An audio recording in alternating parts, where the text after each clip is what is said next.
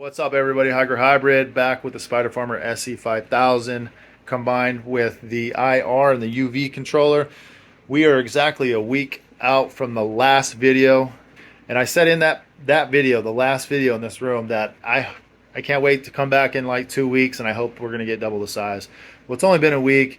We're not double the size. We're like triple the size, and I'll clip you in right here to what they looked like a week ago. So you can see for yourself that's quite a bit of difference in 1 week. Just stay on top of your regimen. Just water and get the hell out. Just make sure they got fresh nutrients, fresh water, and just get out. If you got to top them, go ahead and top them. I did top these once here, and once they're caught up to the top, I will go ahead and top those, and we'll just have a nice round bushy plant as opposed to a tall lanky plant that looks something like this.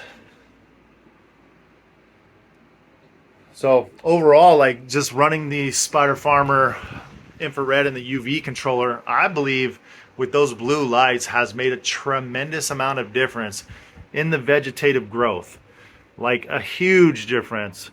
Like so much so that I thought it was only going to be double in 2 weeks, and we're actually triple the vegetative growth in 1 week.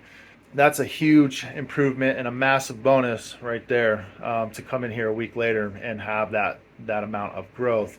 These are the same set of clones that I transplanted into these fabric pots just I think a couple weeks ago.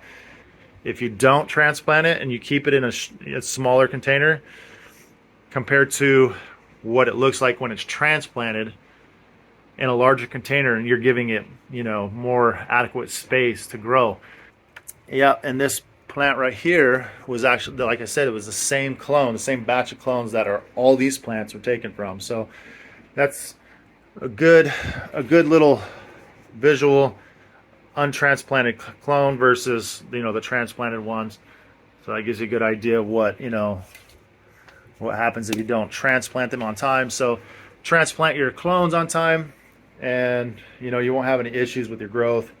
I've also elevated these containers off of the saucers.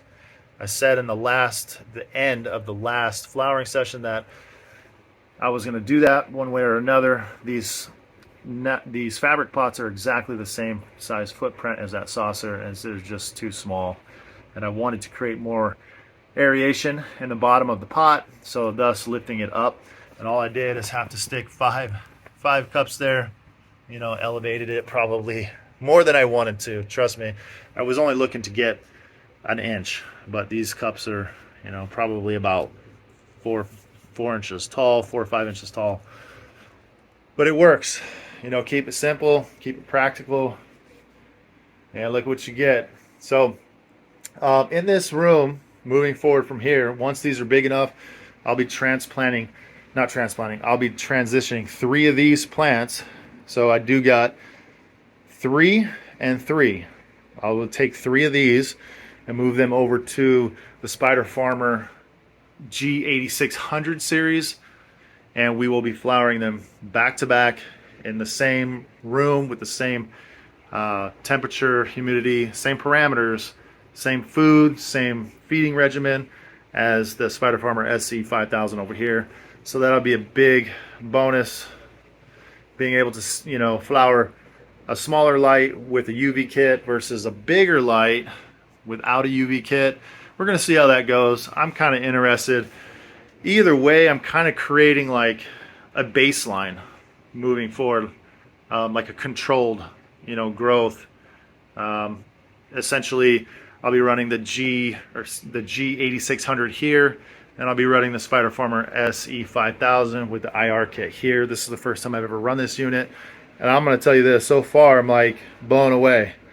I am on 60% in veg, or we are running an 18/6 light schedule. So all right guys, that about sums everything up, and I'll see you in another week when these plants are about 4 times as big as they are right now.